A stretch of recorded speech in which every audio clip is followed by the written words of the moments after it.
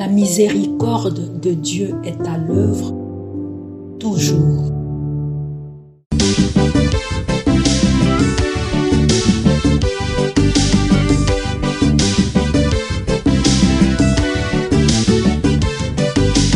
Biblia, buku ya bomboy, buku ya bonyae, emayele, ekokolisa boya bibwa biso. Biblia, buku ya bomboy, buku ya bonyae, emayele. Prends pitié de moi, Seigneur, toi que je supplie tous les jours. Toi, tu es bon, tu pardonnes. Tu es plein d'amour pour ceux qui t'appellent. Au nom du Père et du Fils et du Saint-Esprit. Amen.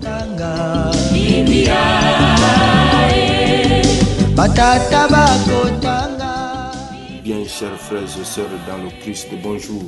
Ce vendredi 5 septembre, notre mère l'Église nous propose en méditation ces deux textes.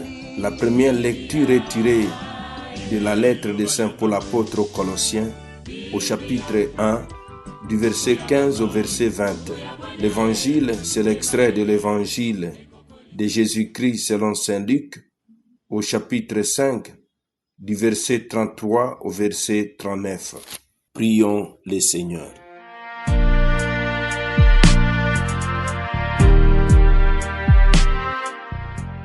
Dieu puissant, de qui vient tout don parfait, enracine à nos cœurs l'amour de ton nom.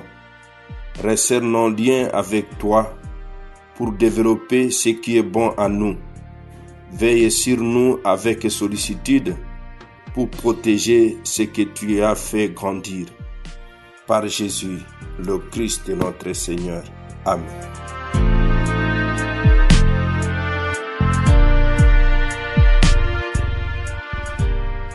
Liturgie de la parole de Dieu. Première lecture. Lecture de la lettre de Saint Paul apôtre aux Colossiens. Le Christ est l'image du Dieu invisible, le premier-né avant toute créature. En lui, tout fut créé dans le ciel et sur la terre.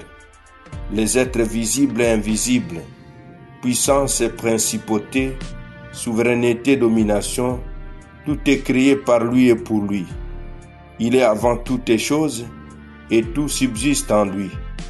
Il est aussi la tête du corps, la tête de l'Église, celui le commencement, le premier-né d'entre les morts, afin qu'il ait en tout la primauté. Car Dieu a jugé bon qu'habite en lui toute plénitude et que tout par le Christ lui soit enfin réconcilié, faisant la paix par le sang de sa croix, la paix pour tous les êtres, sur la terre et dans le ciel. Parole du Seigneur, nous rendons grâce à Dieu. De cette première lecture, nous pouvons dégager 4 enseignements théologiques. Le Christ, image du Dieu invisible, la primauté du Christ, Christ, plénitude de Dieu, enfin, réconciliation universelle. Premier enseignement, le Christ, image du Dieu invisible. Paul présente Jésus comme la manifestation parfaite de Dieu. En lui, nous voyons le Père. Deuxième enseignement, primauté du Christ. Il est premier-né de toute créature, premier-né d'entre les morts. Tout a été créé par lui et pour lui. Troisième enseignement, Christ est plénitude de Dieu. La plénitude de la divinité habite en lui. Il est le centre de la réconciliation. Quatrième enseignement, réconciliation universelle. Par la croix, Jésus réconcilie toutes les choses sur la terre comme au ciel. Théologiquement, ce texte affirme la seigneurie cosmique du Christ, vrai Dieu et vrai homme, centre de la création et de l'histoire du salut. Évangile de Jésus-Christ selon Saint Luc. En ce temps-là, les pharisiens et les scribes dirent à Jésus: les disciples de Jean le Baptiste jeûnent souvent et font des prières, de même ceux des pharisiens. Au contraire, les tiens mangent et boivent. Jésus leur dit, pouvez-vous faire gêner les invités de la noce pendant que l'époux est avec eux? Mais des jours viendront où l'époux leur sera enlevé. Alors, en ces jours-là, ils gêneront. Il leur dit aussi en parabole, personne ne déchire un morceau à un vêtement neuf pour le coudre sur un nouveau vêtement. Autrement, on aura déchiré le neuf et le morceau qui vient du neuf ne s'accordera pas avec le vieux. Et personne ne met du vin nouveau dans les vieilles outres. Autrement, le vin nouveau fera éclater les outres, il se répandra et les outres seront perdues. Mais on doit mettre le vin nouveau dans des outres neuves. Jamais celui qui a bu du vin vieux ne désire du nouveau, car il dit, c'est le vieux qui est bon. Acclamons la parole de Dieu. Louange à toi, Seigneur Jésus. Parole de Dieu, sainte et infinie. Mes frères, mes sœurs, nous pouvons aussi dégager 4 enseignements théologiques de ce passage de l'évangile de Jésus-Christ selon saint Luc.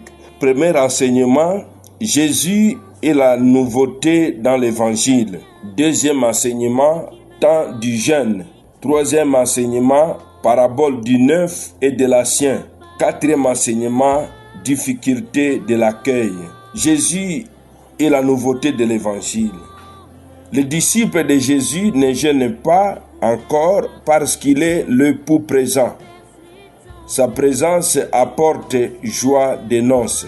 Deuxième enseignement, le temps du jeûne. Il viendra quand l'époux sera enlevé. Allusion à la passion et à la croix. Troisième enseignement, parole du neuf et de l'ancien. Parabole du neuf et de l'ancien. Vin nouveau, vieille outre. Pièces neuves et vieux vêtements. L'évangile ne peut se réduire aux anciennes pratiques pharisiennes. Il inaugure une nouvelle alliance. Quatrième enseignement, difficulté de l'accueil. Le vieux est bon, dit-on.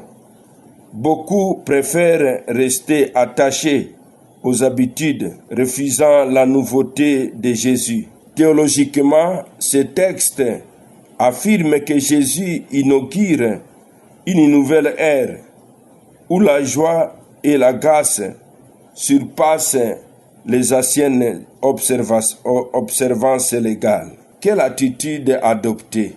Attitude chrétienne à adopter. Nous avons 6 attitudes chrétiennes à adopter. Contempler et imiter le Christ. 1 Corinthiens 15. Tourner nos regards vers lui comme modèle parfait et image du Père. Deuxième attitude, placer le Christ au centre de la vie. Reconnaître sa primauté dans nos choix, nos priorités et notre engagement chrétien. Troisième attitude, vivre la réconciliation. Être artisan de paix, de pardon et d'unité, à l'image du Christ qui réconcilie toutes les choses. Quatrième attitude, accueillir la nouveauté de l'Évangile.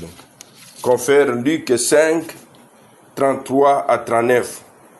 Ne pas s'enfermer dans les habitudes figées, mais se laisser renouveler par l'Esprit.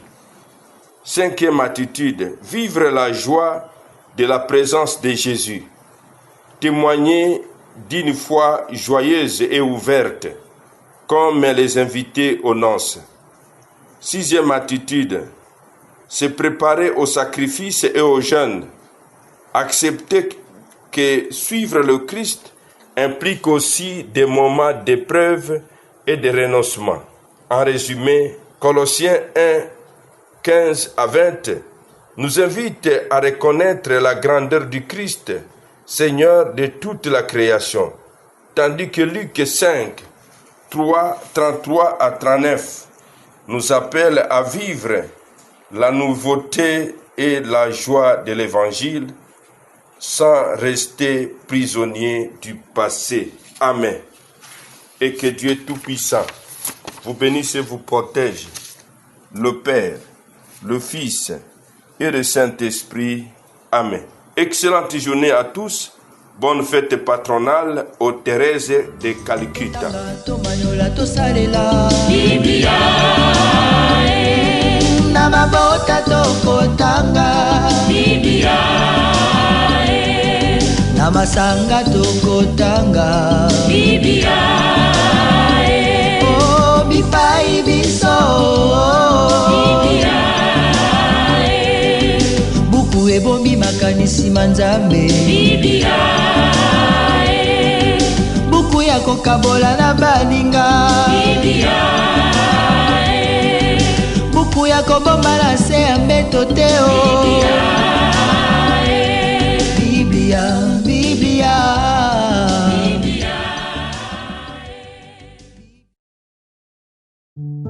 La miséricorde de Dieu est à l'œuvre toujours.